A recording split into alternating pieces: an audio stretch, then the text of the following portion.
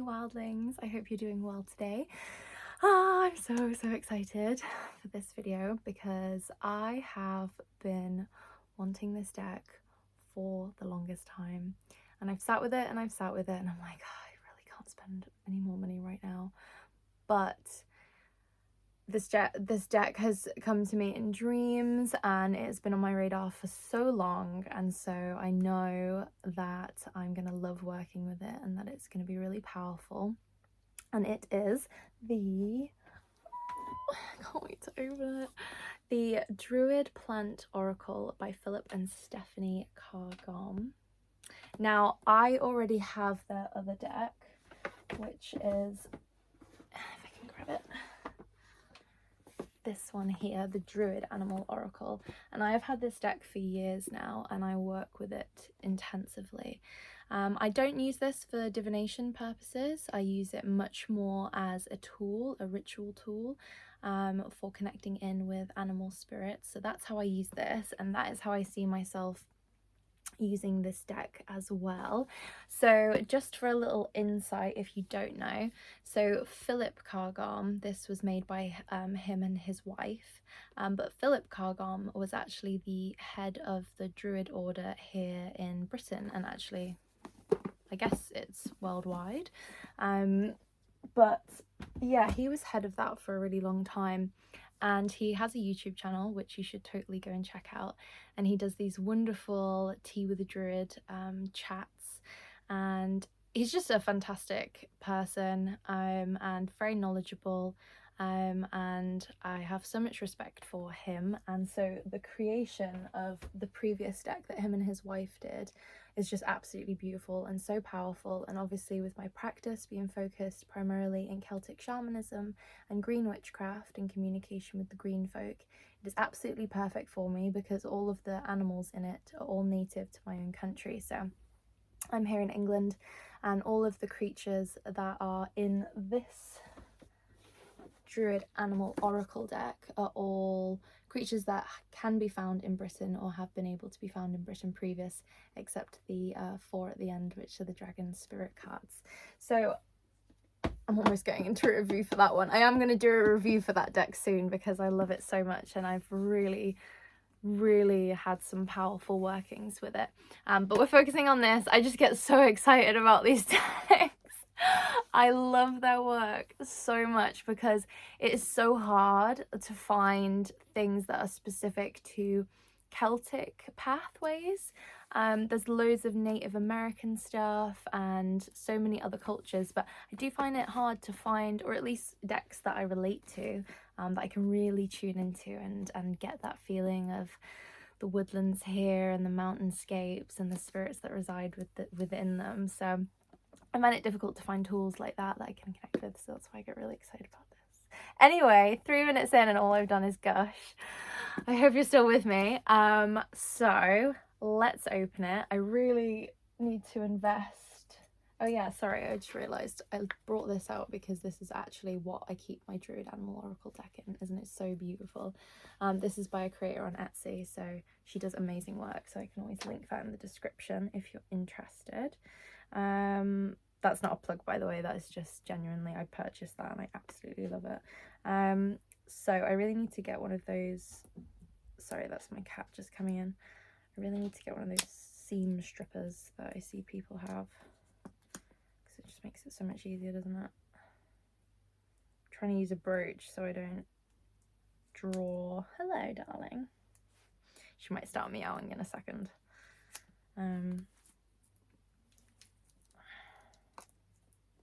My gosh. Well, for transportation purposes, they've definitely sealed it well enough. There we go.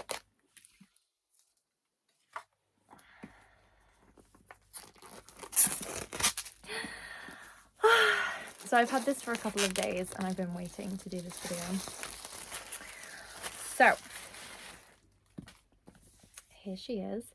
The boxes that these come in are so beautiful. They look amazing when you put them on a bookshelf, but they're just absolutely beautiful. They're really sturdy, so they're a beautiful collector's edition.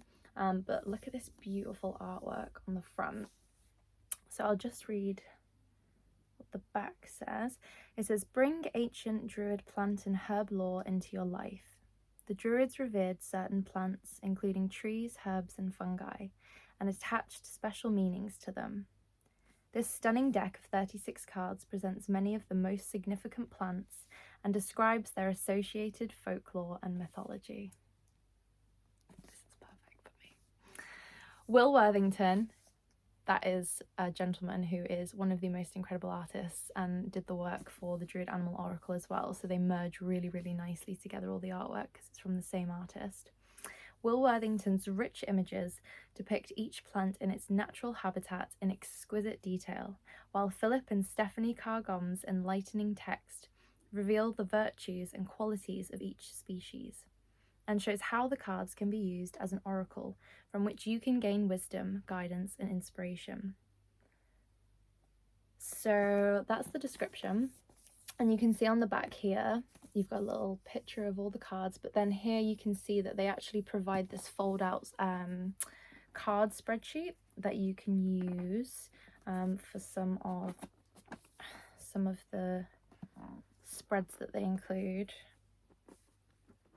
See, it's been a little bashed in transit, so you can see, like, I don't know if you can see it on there actually, you can see it's like slightly inverted a little bit.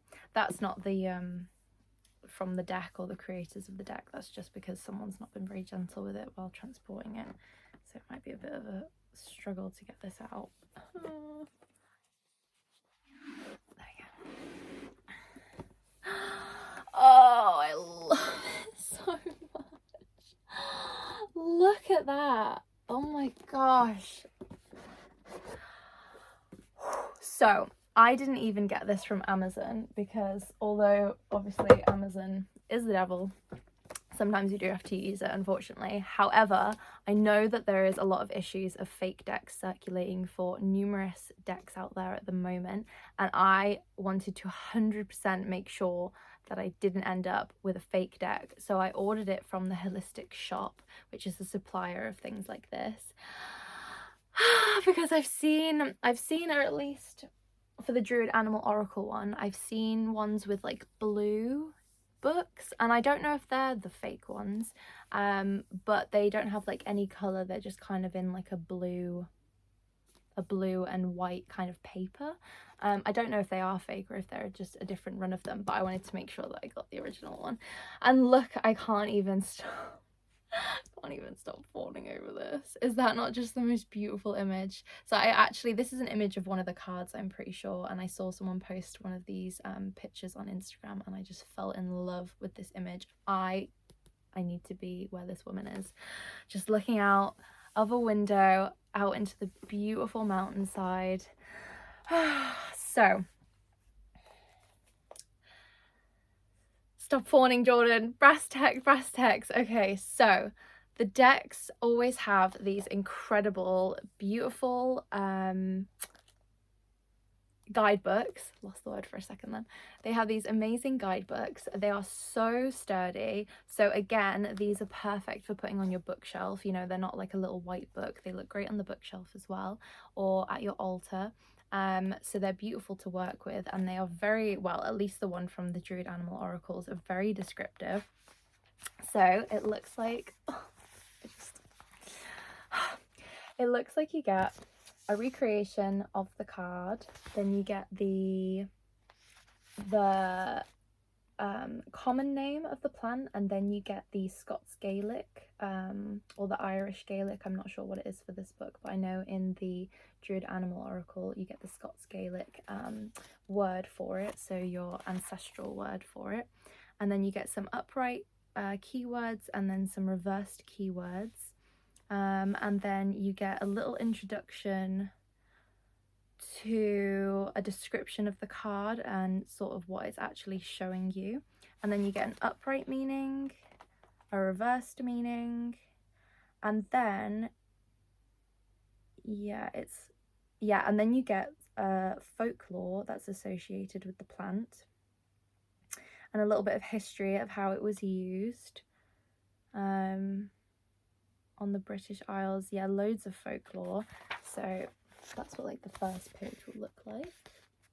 And then you'll flip over and then you will get the reversed and then the folklore associations in this nice green box here.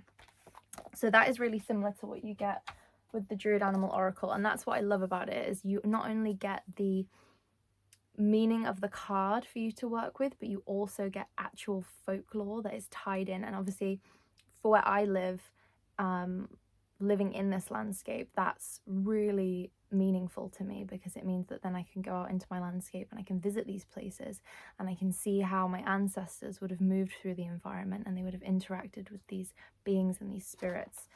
So yeah, so that is, oh gosh, I mean, even just the font is beautiful. It's sort of like this lovely enchanted writing font.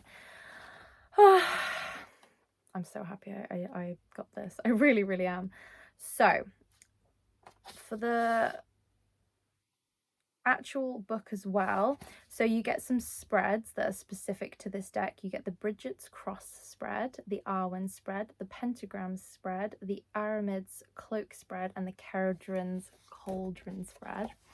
So they'll be at the back as so, and then it takes you through them and the positions of where all the cards go. And then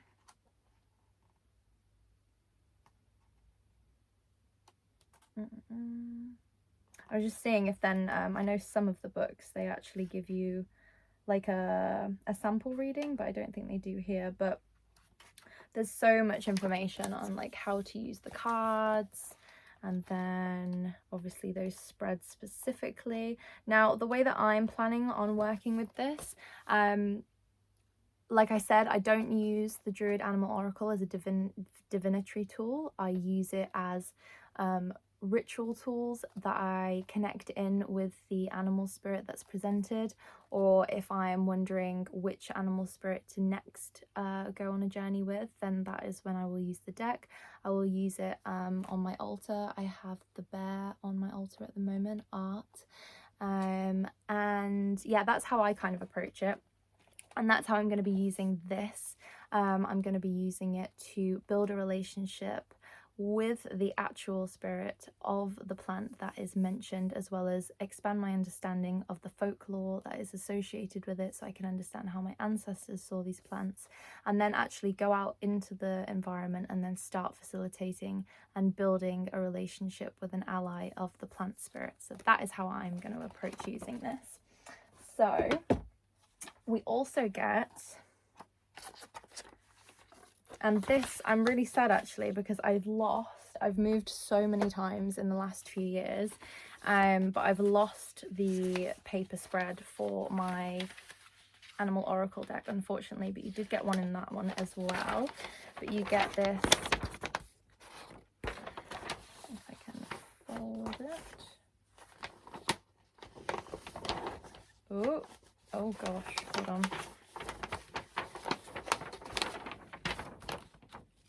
Wow, this is very large. Okay, so that is a template for the Bridget's Cross spread. And then you get a template for Caradhrin's Cauldron as well. So, I mean, I use altar cloth, or I'll do my readings out in nature anyway, but these are just another beautiful tool really to use for spreading it all out, and you can put your crystals or your herbs or anything else you want to on top of that as well. So that's just a beautiful little detailed addition to the deck. So, oh, knocked my tea. So what's awesome, I mean, okay, yeah, this is plastic, so I don't really agree with that, because you can obviously get different materials now, but it's nice that at least the cards are secured and they're not just moving around loose. But we could probably do it out of the plastic, as well as this little plastic thing here, because I don't think these are plant-based plastic, unfortunately. So that's my only qualm. However, here are the cards. Now, what I'm really excited to do as well is to actually merge the two decks. So because they've been made obviously by the same creators and the same artists, they're exactly the same size, pretty much, or they might even be the exact same size. Let's test it out, why don't we? So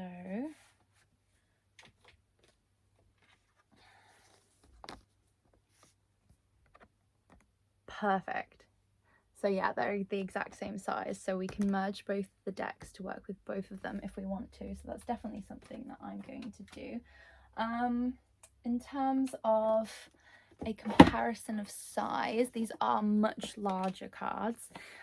So I have really small hands, so I have to shuffle lengthways anyway. I can't shuffle how the majority of people shuffle that I see. I can't shuffle like this because my hands don't stretch. So ever since I started reading, I've always just shuffled cards upright like that, and so I'm just used to shuffling it like that. But for comparison of size, this is the Woodland Wardens deck. So they are massive cards, but this is why I like to use them for ritual purposes, because you get so immersed in the photo and they look beautiful on your altar as well. But they are much larger, so you might have to find a way of shuffling them that's comfortable for you.